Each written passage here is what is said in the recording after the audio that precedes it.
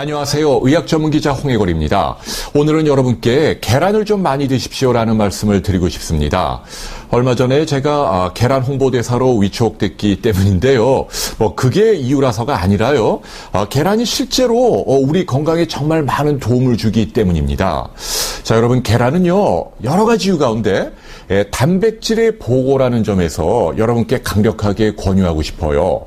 요즘처럼 날씨가 덥고 축축 처지기 쉬울 때 우리 몸에서 가장 필요로 하는 영양소가 바로 단백질입니다.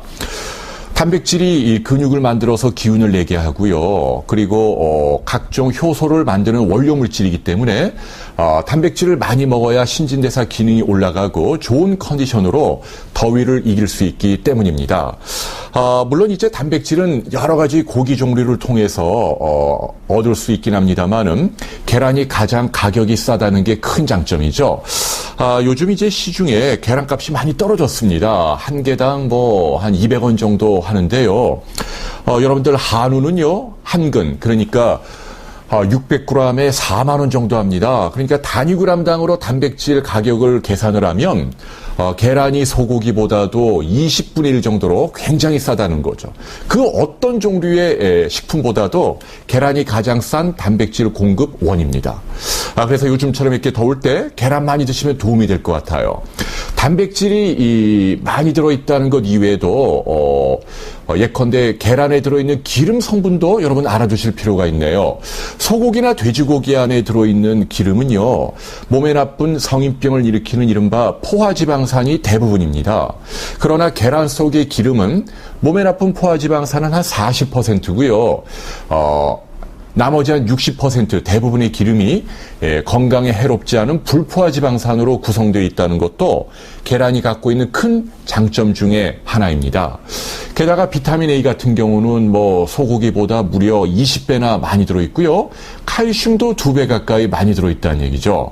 그러니까 계란을 여러분들 우습게 보시면 안 됩니다. 쌉니다만은 굉장히 좋은 양질의 단백질을 갖고 있다는 걸 여러분께 알려드리고 싶어요.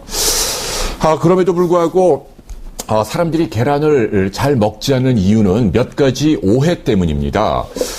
가장 큰 오해가 콜레스테롤이죠. 노른자 안에 콜레스테롤이 많이 들어있다. 그래가지고 나이 드신 분들 또 성인병 걱정하는 분들 잘 안 드시는데요. 실제로 계란 노른자 안에는 콜레스테롤이 많이 들어 있습니다.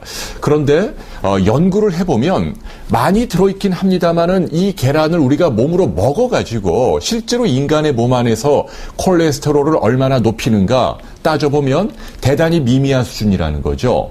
이유는 여러 가지가 있는데요. 아까 말씀드린 대로 계란을 구성하는 기름의 성분이 이 몸에 좋은 불포화지방산이 많다는 것도 중요한 이유고요.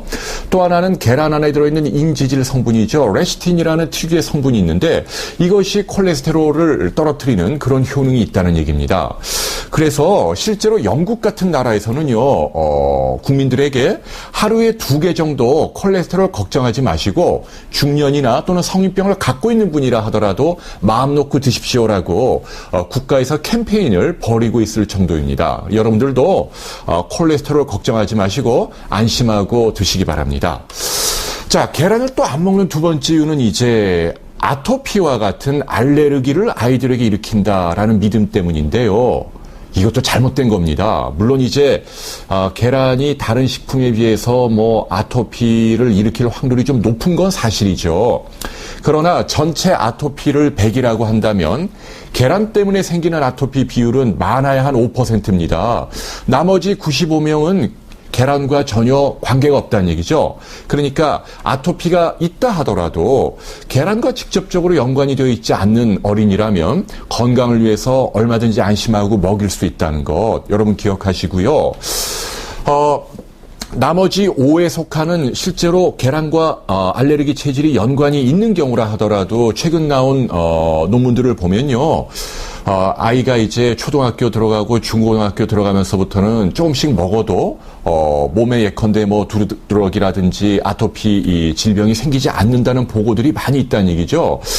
그래서 중학교, 고등학교 때까지 우리 아이가 옛날에 아토피였기 때문에 먹으면 안 된다. 이거 잘못된 상식이라는 얘기죠.